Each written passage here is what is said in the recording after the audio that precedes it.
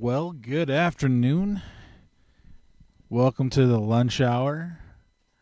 I'm your host, as always, Conan.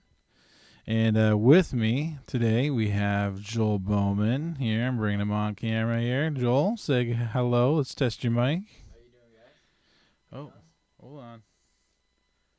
Oh, you got to turn the mic on. How are we now? Oh, there he is. All right. There's always something. All right, keep talking for me. Okay. We are here. Cool. It is almost Halloween season. Halloween or Reformation Day. Reformation Let's be Day. real now. Come for on. For you good Lutherans. We got to reclaim that day for the Lord. Yep. Oh, man. So, awesome. Welcome back. We weren't live last week, so there was that. So Right. if you missed the video last week because it wasn't live, you can find it in our playlist titled The Lunch Hour. And if I haven't met you yet, my name's Conan. I'm the worship arts director here at Victory Lutheran Church. And we decided a while ago, like, man, it would be really fun to do like just a podcast or do something where we're just kind of having fun and, talking about whatever we want to talk about. It can be theology. It can be current events. We talked about Charlie Kirk and that whole thing that went down a couple weeks ago. And now we're just going to have some fun here. So with me today, Pastor Sean is away doing pastoral duties because he's a pastor, and that's part of the job. So, Joel, we got some pretty fun things kind of coming up, right? Of course. What a lot of fun things. What's coming up? Well, on the same day as Reformation Day, a lot of people also know that day to be Halloween. Yes. And Halloween is a special day where in the past, if you think of any, Halloween that you had as a child maybe, or, just from what you know in media or movies or whatnot, Halloween is known as a night where people go from house to house collecting candy, right? And they get to dress up as their favorite character. I was always Darth Vader as a kid. Honestly, Always I've actually never trick-or-treated in real life. I guess that's what happens when you grow up with the town's best trunk or treat option. So that kind of is a perfect segue into what we're doing here at the church, which is called trunk or treat. And what trunk or treat is basically condensing the amount of time you have to walk, really. I mean, that's one of the simple things. Also, it's obviously an opportunity for people to be in our church. It's an opportunity for the church members to show up and support the church and hand out candy to the community.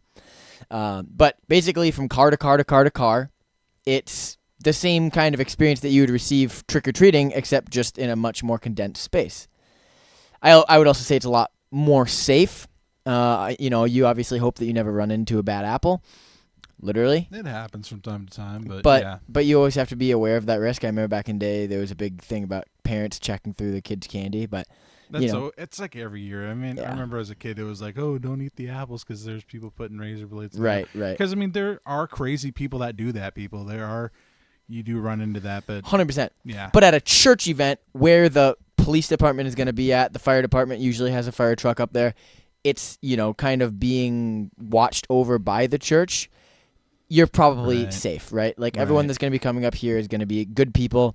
Not only that, but we also have a special event that usually happens before the trunk or treat officially starts, where we have kind of like a carnival, I guess you could say. It's like a mini carnival.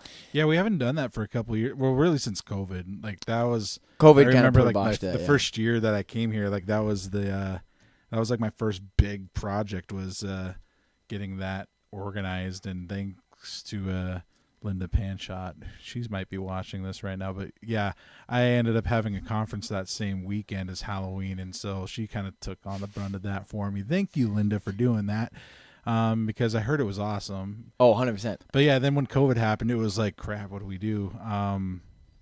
And that was the birth of the drive-through trunk or treat. Yep. Yeah. So that, the drive-through, you guys did a drive-through. I forgot about that. Yeah, that's kind of crazy. No, we're going to be going back to the regular. I'm sure we've done that for the last couple of years now. People coming back. We don't do drive-thru anymore, right? No, we do. It's staying. Is it drive-thru still? Yep. Still What? drive-thru. Yeah, bro. Whoa. Okay. Well, I've Yeah, been where you gone. been? Where I've you been gone for a while. I haven't been here in years, so I didn't know that. Wow, that's crazy. So my whole career, my whole life doing trunk or treat was there was just a line of people from like where the edge of this fence is over here all the way to the street. Right. There was a line of people. Oh yeah, now it's a line of cars like all the way down to Wow, the bus. that's crazy. Yeah. I feel like we should low-key go back because when Hey, you go, that's why we hired you. okay, fair enough. Sorry. But I feel like when people were there in person, you got to see all their costumes. It was a Yeah, lot more yeah. face to face. I don't know. I mean, maybe the cars It works. would be fun to go back to that because, like I said, I missed it. I was down in Florida. Yeah. Really taking one for the team, going down to Florida for the Youth Specialties Conference, which is now, I don't think, a thing anymore, sadly, because of COVID. But, Yeah. man, it was, from what I heard, like, trunk or treat was, like, It was a big blast. deal. It was a wasn't blast. just trick-or-treating. It was, like, you The had carnival. It was the whole spectacle. Yeah. And honestly, here's one other thing I will just offer up. I'll say it might have been difficult these last couple years because the school obviously was kind of building and that whole area. Yeah. Because back in the day, we used to do it in the sanctuary. Yeah. Well, now we have a big gym with a commons area. Mm-hmm. I feel like we could go back to maybe doing the carnival in the gymnasium, which is actually a bigger Here's space. a question I want to throw out to our all 3 or maybe 5 viewers that were just here. If you guys had your choice, would you want to see us go back to like the pre-COVID days where we had like the carnival, or do you guys like having the drive-through trunk or treat? Sound off in the comments. Let us know. We would love to hear 100%. your input on this. And because either way, we love serving our community. We love kind of just being the light here. Because let's be real, Halloween can be viewed as a very evil thing. Yep. There's a lot of satanic ties. In fact, pretty much is a satanic holiday. Yeah. But we have an opportunity as the church and the body of believers to be the light in our communities. Yeah. And by just being a positive place. Right. I just thought of 2 things as you were talking. One, Hallows Eve was not what Halloween originally started as was a Christian holiday. Most holidays, Easter, Christmas, obviously, most holidays are Christian, and Hallows Eve was one. I can't remember what the origin of it was, but it was something. Let's look it up. To do with some Christian thing. We got smartphones. We can look this if up. I remember correctly. Maybe I'm wrong, but I think I remember hearing that. But honestly, for us Christians, it's important to reclaim these holidays. To just start to cross off certain things and say, well, this is a pagan, this has pagan ties, so we're going to not do that. Well, this has pagan ties, we're not going to do that. I would say that is a failure on us to be able to adapt and contextualize certain things. So instead, what we can do, like for example, here's actually a perfect example. In Christmas, the Christmas holiday, the star on top of the tree, that's not like the star of, Bethlehem or whatever. Where that comes from, and even the idea of the Christmas tree itself, that's all from a pagan holiday. It's the winter solstice, so it was a European Germanic pagan holiday, and I can't remember the name of the holiday, but basically the Christmas tree symbolized. They used a green evergreen because it stayed green through the winter, and it symbolizes like life and the spring coming soon, and the star was the soul. Like God, right? No, not the. What is it? What's like the star that's like, the winter solstice star? I don't know. There's like a certain star. There's a special star that's in the winter time and it like stays. It's like brightest the whole time. Well, anyways, that's what the star is supposed to represent. Basically, it's like the god, the sun god, and he's gonna like shine his rays, and the winter is gonna turn to spring, right? And it's gonna be life, and everything's gonna come back. Mm-hmm. So, really, that's not a Christian idea. Although we can use those same themes and Christianize them, because honestly, there's Christian values in everything. In works of media and music, you can find Christian themes through almost everything that you look at. Yeah. Because God is the one that created, reality. So when you look at the tree, you could instead say, look, the star is the Star of David, or the star is Jesus at the center of everything. You could cut it a million different ways, but we don't need to sit and kind of dwell on the fact that it's an evil pagan thing and now we should do away with Christmas trees and whatnot. Instead, let us reclaim that. And the same thing for Halloween. Now, I will say, maybe it's going to be kind of tough to reconcile like all of the ghouly grossness of Halloween. Right. Like, I don't know if there's any way to reclaim that and be like, oh, it's actually Christian to dress up as a demon and be scary. I don't think that is the case. But what we can do is maybe tell people, kind of try and advise people really to dress up in ways that's kind of more I don't know what's the right word, appropriate.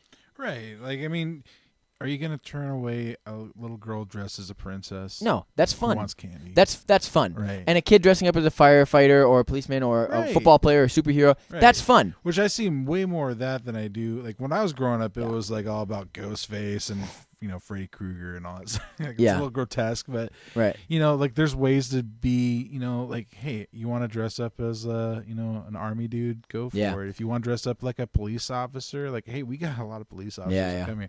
And, I always thought, like, as a kid, like, man, I always loved dressing up as those guys because it's like they're heroes. They're like the everyday hero. I appreciate the idea of a holiday being a place where people dress up, they get candy, it's fun, it's a community event.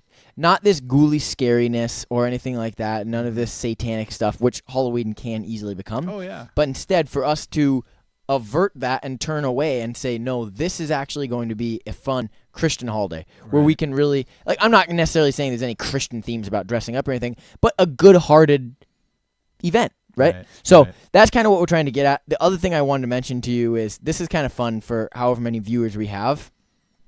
You guys, when you're listening to this podcast, really what you're doing is you're kind of getting a sneak peek into our our office conversation. This is the unfiltered minds. Yeah. Like what you guys only see on Sunday mornings, a certain face, or on Wednesday evenings you see a certain side of us. But right now, listening to this podcast, these are actually 99% of the conversations we have. We're usually not the upfront speaking type. It's usually sitting in the office chairs, in the meeting saying, how are we going to do trunk or treat this year?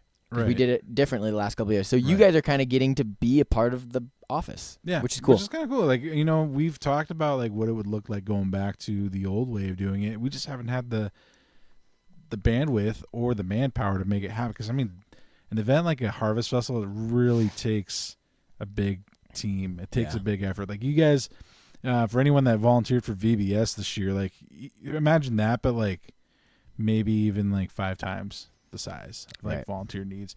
It takes a village. It really does. So think about that. If you're watching and you attend Victory here, if this is something that you feel like it would be really cool to see happen, maybe pray about how you might be able to be involved in that, because it really does take a village. And like, I remember being the guy that, like, when I first got here and they're like, oh, you're in charge of the trunk or treat this year. And I'm like, I don't even know what that means. And they're like, you got to set up a whole carnival thing. You got to get, all these volunteers lined up. And thankfully we had great volunteers that turned out for that. But like, I will say, like, ever since COVID, it's been kind of, it's like going to the dentist, getting volunteers. Nobody wants to go to the dentist, right? It's tough. Like, who likes going to the dentist? I really don't. I haven't been for many years. I will admit that. I will admit that. That's okay. We still love you. But yeah, I agree. It's difficult to, people are busy. We understand. Right. But honestly, is it worth it? I would say so. It's worth it because 1,000 people are going to roll through here. Oh, yeah, easily. I mean, I think last year we had anywhere between, like, I'd say easily between 700 and at least 700, probably like around closer to 900. It's one of our biggest outreach events that we do all year. Right. And I want you guys to also consider this. How much more of an outreach is it? How much more of a chance is there for us to get retention for the people that are coming if they enter our building and they're playing our games and having fun in the building and they're getting to see our brand new space that we just spent $5 million on versus sitting in their cars, driving through our parking lot and leaving with candy, right? And they're not just getting candy, but they're getting a little bit of Jesus too. Because I know, like, Pastor Sean, he's always handing out tracts with the candy, right? And we're, people are. It's just is what it is. But what I'm trying to get at is, if we went back to the carnival, which we used to do, and I remember doing the carnival my whole life. That was so fun. We'd have 100 people in the sanctuary, right? Just packed in there. There was 5, 6, 7 different games. We could do that with the gym, and we have that beautiful space. bring the people back into the church. Yes, amen. And that's going to need volunteers. Right. We're going to need volunteers for that. But if we get those people in the church, I'm telling you guys, that is one of the greatest ways that we can get retention. Because again, having people come into our driving parking lot and then leave, it's like, I mean, Right. that's nice. Like now they know that we are serving candy, but there's not really any real value spiritually in that. Versus if they actually enter our premises, they might feel led, it's just an open door where they're like, hey, next Sunday, maybe we can go to this church. It was pretty nice. Right. We had a good time. We saw the space. It was beautiful. And that's how we can get people in the door so that they can start to hear about Jesus, Yeah. which is the main reason we do trunk or treat. And another cool thing, because, you got like close to 50 kids coming to your senior high youth group. Yeah. Gosh, listen to me. I sound like your dad saying senior high. High school. Anyway, you got like close to 50 kids coming to your high school youth group. Yeah. How awesome would it be to have some kind of event on Halloween or Reformation Day? Because let's reclaim it. We're going to claim it. Name and 100%. claim it, right? Reformation Day. How awesome would it be to have an event for the teenagers in Jamestown to go to? That's not, because typically, what are you going to do on a Halloween, especially when it's on a Friday? I think it's on I a know. Friday It's this on a year. Friday this year, which, by the way, if it's on like a Monday or Tuesday, they still have school the next day. Right. So it's kind of it's a damper. I feel like they should make a holiday the day after Halloween and no school. Because Right. it should be that. That Same or- with the Super Bowl. Keep it But- on like the Friday of like the last Friday of October, like every year. Right. I don't know. But anyway, But this year, it just so happens that it is on a Friday. So the weekend's right after. There's going to be more people there. right. But think about this: like, what are like the teenagers in Jamestown? Like, you're in Jamestown, North Dakota. There's not a whole lot to do. So let's be real. What are kids typically doing on Friday nights? Partying. Not good things, right?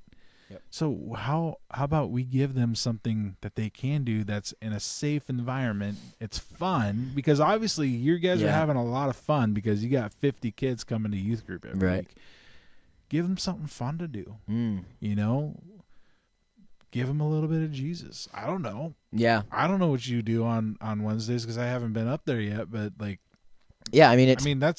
I feel like there hasn't been like really anything geared towards like the teenagers and like the young adults in this town other than, we have like how many bars in this town, right? And I'm sure they're all doing like Halloween specials or whatever, but like, you have the trunk or treats, which I guess you could say are geared more towards like the little kids, right? Yep. Like up to about 12 or 13 years old. But hey, you know what? We still see kids like in their teenage years coming through. And I'm not going to turn them away because I'd rather them come through and get some candy than go off and like, do pranks or go drink, because like what else is there going to be to do? Right. They're in Jamestown, North Dakota. Let's be real. There's not a lot to do. Yeah. I was a heathen, so I know what I did on Halloween when I was younger and their age, but Right. Yeah, I all that to say, I think we have an awesome opportunity, especially with this beautiful building that God has just allowed us to have. Yep. Let's use it. Yep. And man, I think you're hitting the head on the nail, and I'm so glad that like God brought you here on staff because now I feel like we're able to like start kind of putting the pieces together. I started seeing a little bit of it during VBS. I was like, okay, like we're seeing like an uptick in people wanting to get involved. Here's another opportunity where we can love on the community, give something fun for the little kids and the carnival and all that stuff, but like let's do something for the older kids too. Yep. Let's not forget about them because they're not going to be into the whole like, the duck pond thing or the Plinko boards. I don't know. Maybe they will. Yeah, not the older kids. That's a good idea, Conan. And honestly, I have been thinking about potentially doing a youth night on Halloween night, maybe even some volunteer help that they could do. I'd be around. Another idea, maybe Rusty Spurs makes a reappearance. Rusty Spurs for Halloween. Yeah. Maybe for the carnival if we did the carnival. Now, guys, again, remember you are gonna have to beat the table. Send in some emails, text us, say, hey, we are willing to help with the carnival because it can't happen if we don't have the volunteers for it. Right? And I'm not saying it'll happen this year. But like next year, let's get this thing off the ground. 100%. Let's because put the in some carnival. time. For anyone that remembers, I'm looking directly at the camera. If you were here when the carnival was happening, you remember how fun it was. You also remember how hectic it was. Oh yeah. But you remember how fun it was. And maybe if you're an adult, maybe it wasn't as fun for you. But I can promise you, I was like 10 at the time or younger, it was like there was only like 2 days a year where I would wake up in the morning and I would be excited about a church event. Okay, that was Halloween and it was the Air Games. The big Air Games. The Air Games. Okay, Oh, now the Air Games, that's those another are conversation. done and gone. But maybe those could make a reappearance too. You But never again, know. we need the volunteers because we can't put on a whole event. That's going to have 1,000 people with just me, Conan, John, Faye, and my dad. Yeah. Won't happen. So, guys, get out, support, and we hope to see you there. Yeah. Well, changing gears, once again, thank you for joining us today. This is the Lunch Hour podcast at Victory Lutheran Church. I'm Conan. This is Joel. We're on staff here. You guys are kind of getting a little preview or a little glimpse into our minds here. And, this is the unfiltered version. So, we're not rehearsed. This is just live off the cuff. And if you are enjoying it so far, go ahead and hit that like button and leave us a comment. Let us know where you're watching from, and we would love to hear from you. And also, if you have any thoughts on this whole trunk or treat thing and possibly going back to a carnival style thing, let us know your thoughts on that. What are the pros? What are the cons? What are your thoughts on that? But we would love to hear from you. And with that, let's move on to the next thing. Fantasy football. It was a rough week. 100%. Yeah. I lost. I Conan started lost. Caleb Williams. I guess the Bears did all right, but, man, he did not do me any favors this year. I found out some good news just before the podcast started. I texted my buddy Luca. Yeah. I said, hey, can you check the fantasy app for me and check if I beat Jacob Rosslin? Jacob Rosslin, if you're watching, sorry, man. Had to take you down. Defense played well. So I ended up getting a dub in that league, but I'm one of these fantasy football greasers that is in multiple leagues. So I lost in the league that is more important to me. I'm really trying to win in this league. Man, and speaking of football, your brother Levi over at Hillcrest, dude, undefeated so far. Hillcrest Academy regular season. Now they're in the playoffs. Yeah, and they actually because they're undefeated, they get a first round bye. Wow. So this next Saturday will be the second round of the playoffs, but it'll be their first game. So they're going to be playing. Is it Rosse? Whoever wins, I guess, this next game. I think it'll be probably Rosse. Yeah. So it'll be kind of their rival team, and they're going to face them. They played them already earlier this year, and I don't want to jinx anything, but they beat them by 20.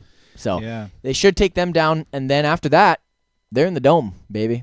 Yeah, hopefully they make it because it would be fun to go down and watch them next Thursday. Yeah, so that would be next Thursday. And if they win in the Dome, which they would be playing in the Dome, another team that they've beaten by 20 points, most likely it's going to be Border West, but we'll see. Yeah. If they beat that team, then they're going to play, I think, in St. Cloud.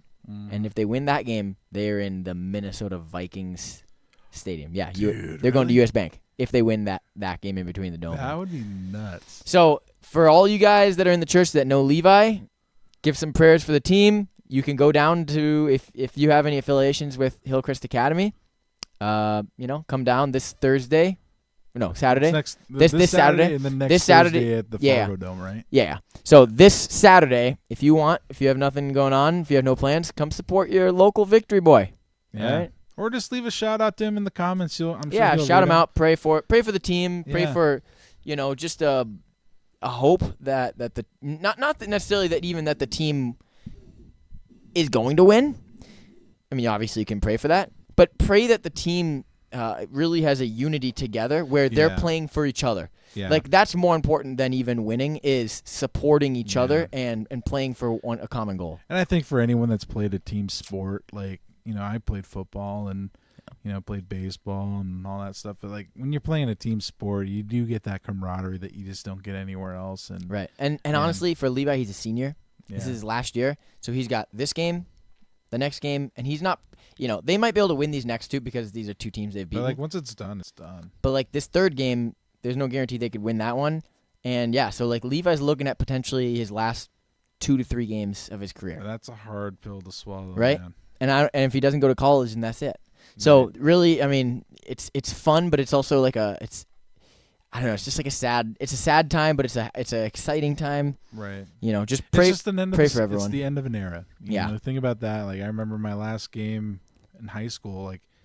It was so surreal walking off the field for the last time. Yeah. And it was just, it was gut-wrenching. Yeah. I'm not going to lie. I cried I did a too. lot. I cried too. Our last playoff game, I remember where it was at.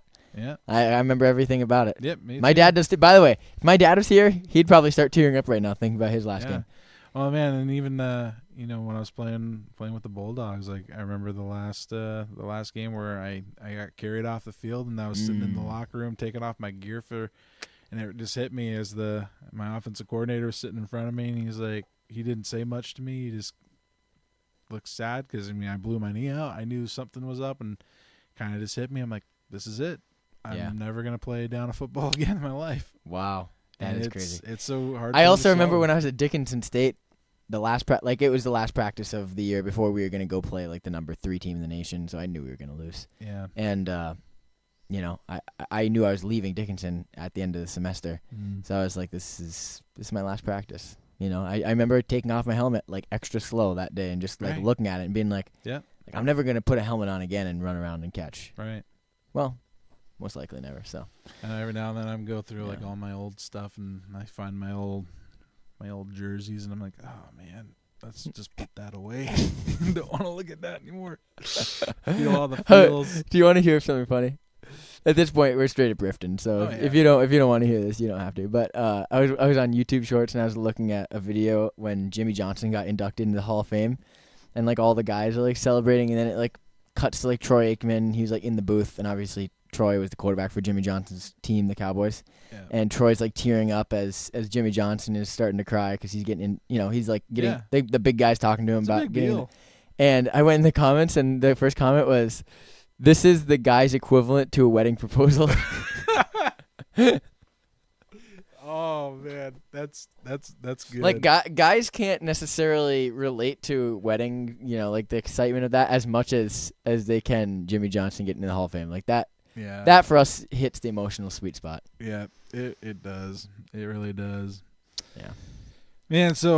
Looking around, what's been going around our community, the Youth for Christ. Big banquet last night. Yeah, big banquet last night.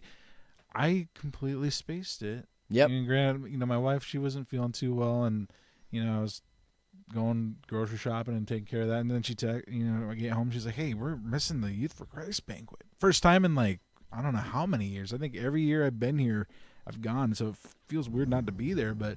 I heard it was great. How many people do you think were there, Joel? 500. 500 easy? 500 easily. And I heard honestly, they had really good food. Yeah, they served some good lasagna. It was really good, whoever made that. Shout out to was it Grateful Plate? I'm sure it was. It was, I don't know who made the tiramisu. I know the person that made lasagna was one of Ethan's co-workers that works at Remax now. I don't know her name, but she made some really good lasagna. The salad was good, and nice. breadsticks good, tiramisu unbelievable. Speaker funny. He was a comedian. I think Tim Boyle, I think, or something like that. He's solid. He really had a good way of cracking the North Dakota. I was telling Elle, I said this is kind of a tough crowd. I can't lie. The North Dakota crowd, it is a little. Tough. We're a little bit serious, but he did a good job. Must be the Scandinavian or Dutch. Yeah, we I mean, think about it, the same thing with church. Like, we don't get very amped up for church. We're kind of just quiet in our pews, sing quiet, But it's the way it is. I was just having this conversation with somebody the other day where it's like, you get those people that come up to you after church and like, oh man, like worship was so awesome, and yeah, church was great.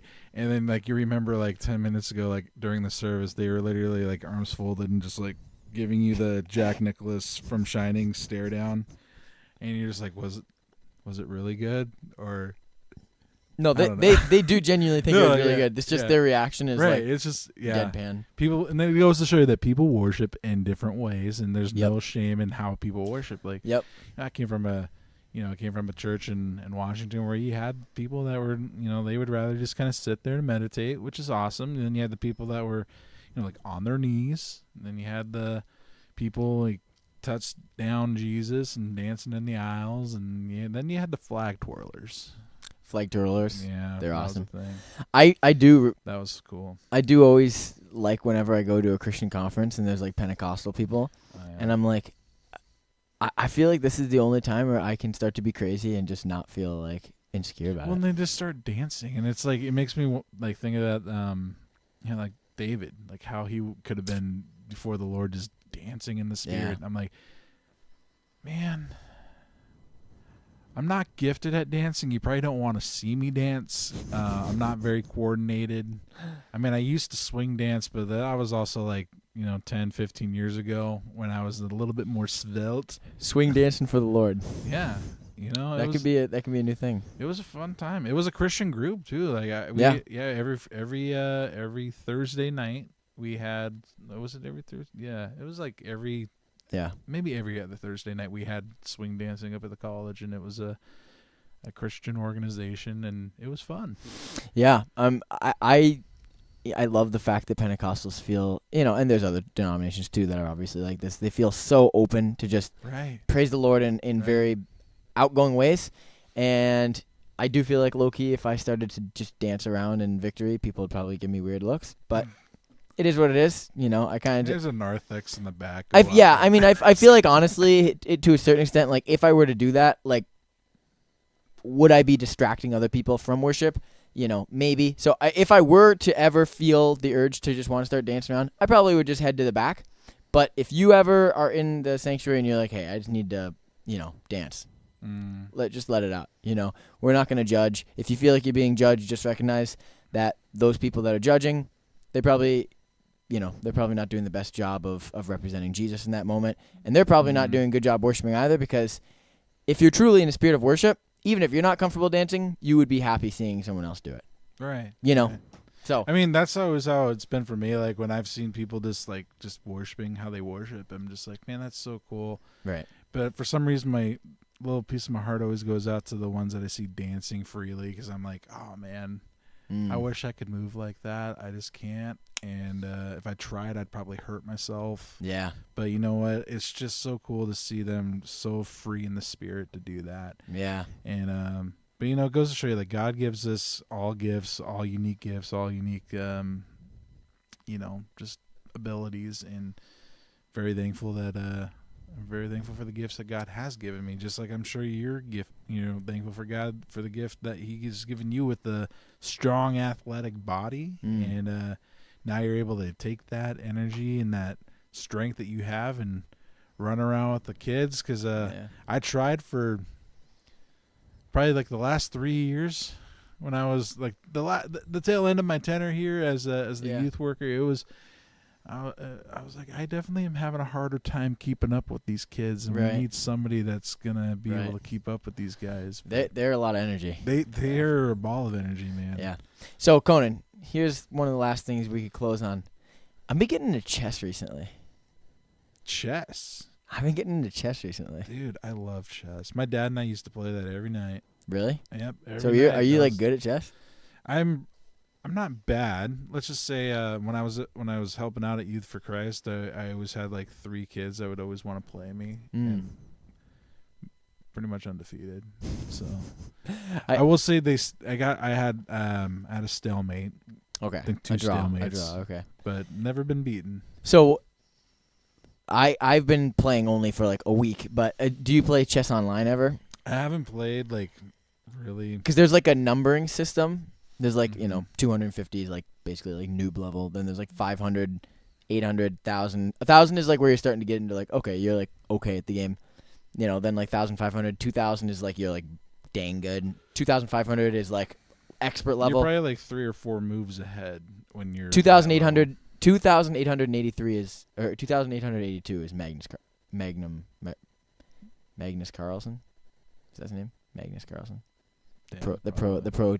Do you know who I'm talking about? Yeah. He's like the best chess player in the world.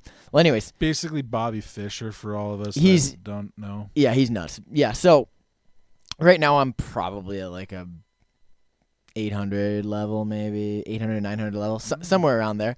Okay. But I'm at the point where I don't quite know how to capture the king super well, but I can do a good job of strategizing and taking out all the other pieces. Mm-hmm. So I can't tell you how many games I've played where I've like taken out more of their pieces than they've taken out of mine, but then I can't like wrangle down the king. Like the king is like a little like mouse trying to catch it, because like you have to like know how to cut it off. You know what I mean? And Yeah. I don't do a good job of like strategizing and being like, I have to move this guy here and then this guy here and then he can't move any other. It's like you're playing in the moment. I'm like, ha, got you here, and then it's like, I'm like, Yeah. ha, got you here, and it's like, It's like one thing my dad taught me with chess is like you always got to anticipate the move. Always anticipate the next person's move. Like, so like when I like if I'm opening, like if I'm moving first, like my first move, typically it's just you're gonna move a pawn, right? Yeah, It's which like, pawn do you move first? I'm not gonna let you know because that's part of my strategy. You'll have to play me to find out. Is it the middle pawn? No. Middle one in front of the queen or the king. I always move out the pawns, right in the middle to free up the bishops to kind of get out of there. Yeah, I mean that's a good move. Active pieces are the best pieces. Right. I've learned that. So Right. you also want to move your kings out right away and get them up in front of the pawn line. Yeah. No, I mean chess is a great game. It is. It's It makes you good. think. It does. It's a great thinking game. It teaches you to not just act on impulse. Yep. Like, oh, I'm going to just try to get all these guys' pieces as I can, which is how I first started playing. And then my dad would basically beat my butt. Yep. He was like, see, it's not all about getting all the pieces. Like, you got all these pieces, but I got your king. Yeah, that's where I'm at. I'm at that noob stage still where Right. I'm going for all the pieces. Right. And honestly, you know, chess is a game where. Do you know what Clash Royale is? Mhm. Okay, if there's any young guys watching this podcast, they'll instantly get excited hearing me mention Clash Royale. I've been a Clash Royale goon for a while. Love Clash Royale, but Clash Royale. Mobile, it's the game that you play on your phone. Yeah. Yeah. And it's like there's like the king and then the two princess towers, and you know you have 8 cards and they all have an elixir value, and you kind of put them out. Well, Clash Royale, I would say, is like a good like mobile. It's like it's weirdly kind of like chess. There's a board, and all you have to like know. Obviously, all the cards do different things. So there's like ranged cards, cards that are up close hitting, and then you have to know like. If you get really good at the game, you can know the range of the card. So you could have a card that has more range than another card and put it right outside of the range and be hitting. You know, there's all this different type of strategy. And Clash Royale, I used to say, is basically a better version of chess because it's a more exciting. It's like the new version of chess, right? Like the old days, people just play chess, but now it's like you have this dynamic mobile game where you have to like. There's much more strategy and calculations going into it. Right. But I realized that's not actually true. Almost everybody plays Clash Royale the way that a noob plays chess, which is I just need to beat down this person. I need to have more cards than the other person. I need to create a stronger push and just push through. Right.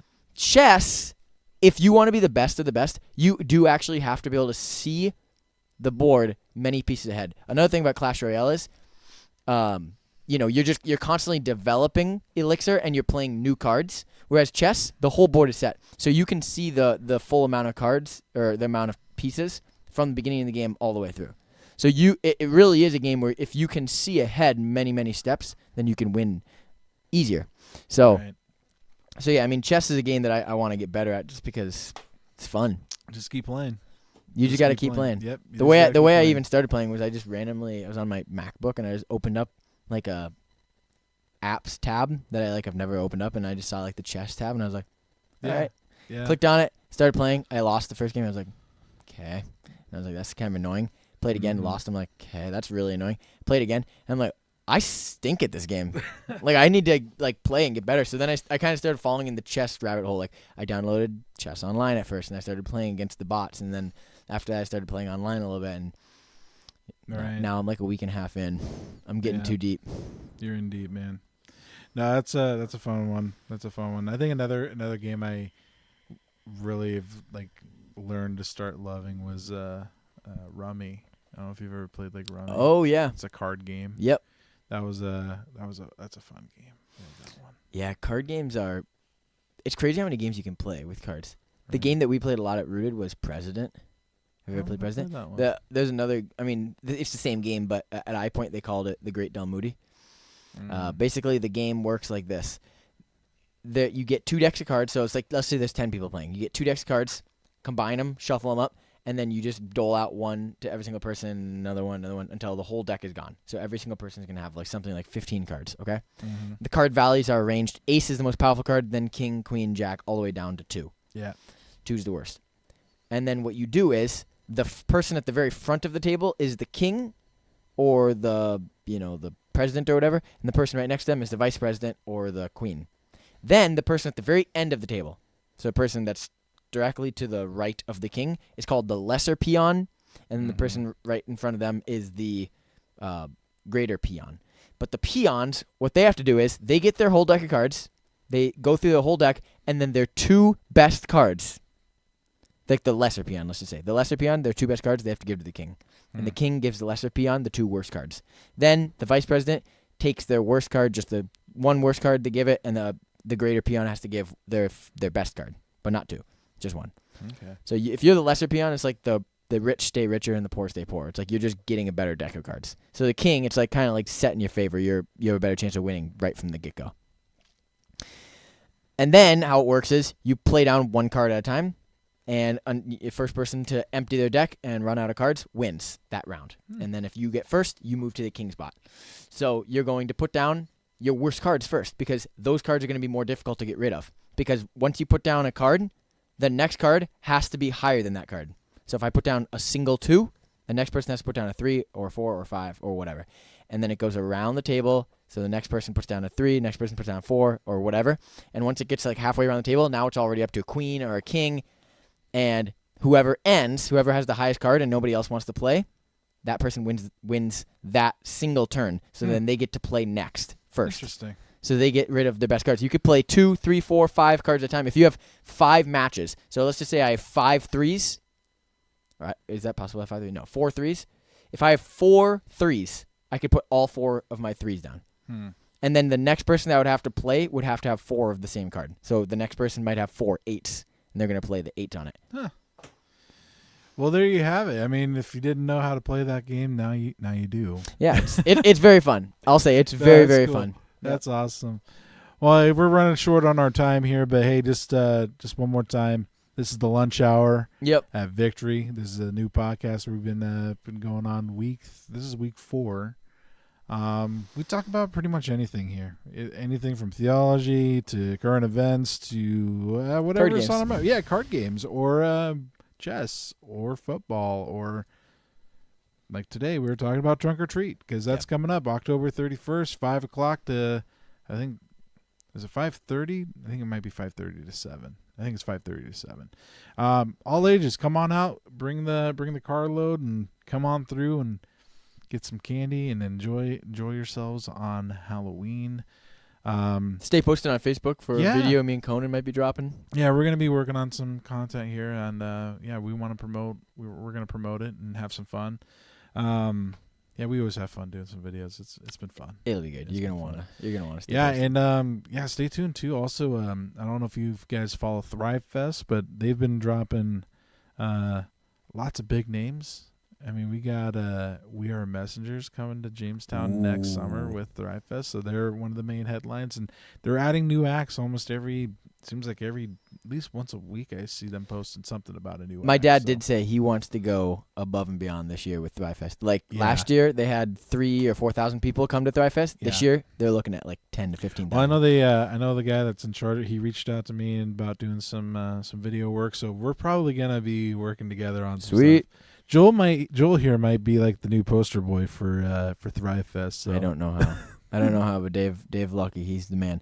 Yeah. So it's gonna be big. So invite your friends. This is gonna be a statewide event. Honestly, there's gonna be people from South Dakota, Montana, Minnesota coming to this event. We have people from Canada coming. This next year is gonna be nuts. Okay, however big you thought Thrive Fest was, it's not even gonna look the same. The campground is gonna look completely different. That whole what's the name of it? Not the campground. The fairgrounds? Fairgrounds, yeah. The fairgrounds, because it's going to be so much bigger this next year, we're probably going to have to move things. It's just going to look different. So get ready for a much more massive event. Invite your friends from around the state. Invite your workplace people. It's going to be crazy. I think also this next year it's going to be on a different weekend than Buffalo Days. I think it's supposed to be. So that'll help. I think it's on like the last weekend in July or something. So that'll help free up some people in Jamestown that would have wanted to be at Thrive Fest but kind of had to be, at the Buffalo Days. It's going to be nuts. Get ready to rock. We're going to have a lot of fun. It's going to happen. It's going to be here before you know it. It feels like the winter goes by faster and faster. But then again, it hasn't even started yet. But It hasn't started, but it's been a warm fall so far. Like it's been nice. I we've don't know about you guys, but I feel like it's been pretty nice. We've been pretty lucky because I mean, the first year we moved here, I don't know if you remember this, 2019. I remember. First Brutal. weekend in October, 3 feet of snow. It was like, welcome to North Dakota. Here's your first dose of winter. Yep. Yep.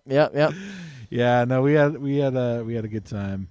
But yeah, we're glad that we're here. We're glad that you're here with us, joining us. If you're joining us live, go ahead and hit that like button. Give us a comment. Let us know who's watching. We'd love to converse with you. Also, if you remember from the beginning of the podcast when we were talking about the future of the trunk or treat, you might be able to play a role in that. So if you think we should go back to a carnival style, let us know. If you think we should just stick with the trunk or treat drive-through style, let us know. Either way, we would love to hear your opinion on this because this is something that we're praying about. We're wanting to seek your input on how and what we should do.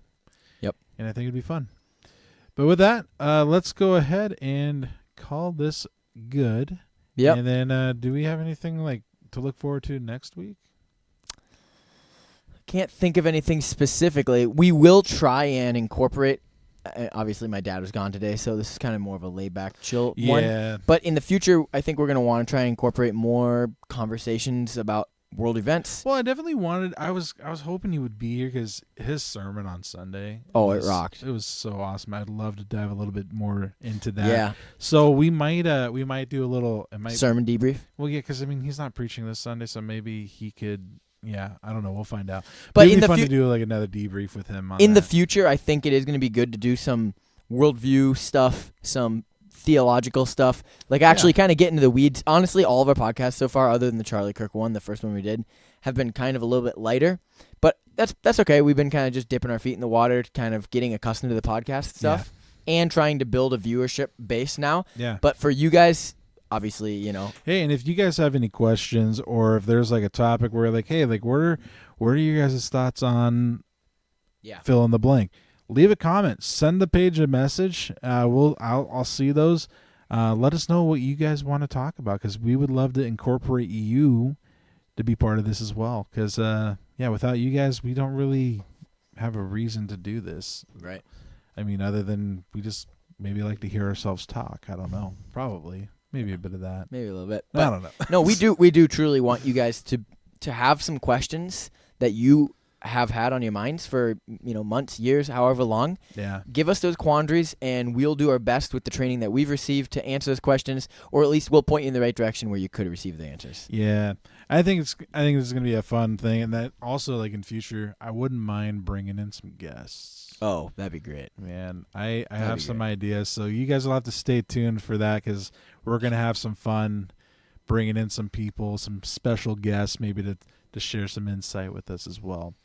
With that being said, though, thank you guys for tuning in this week to watch us and to engage with us on the lunch hour at Victory. We look forward to seeing you next Tuesday. We got a little bit of a late start today. We started a little after 1. In the future, it'll be a noon hard line. Yeah, we're going to try and get noon to 1. But we're recording this, so if you're not able to watch live on Facebook, you can watch after the fact on YouTube as well, and then you should be able to watch the playback afterward as well. But with that being said, we love you guys. We'll see you Sunday, 3 services, 8:15, 9:30, and 11 a.m. Still getting used to saying that. It's weird to say that after saying 10:45 for so long, but it'll be going back to 10:45 too after the church plant. Oh yeah, get ready. As my dad says, buckle up, Buttercup.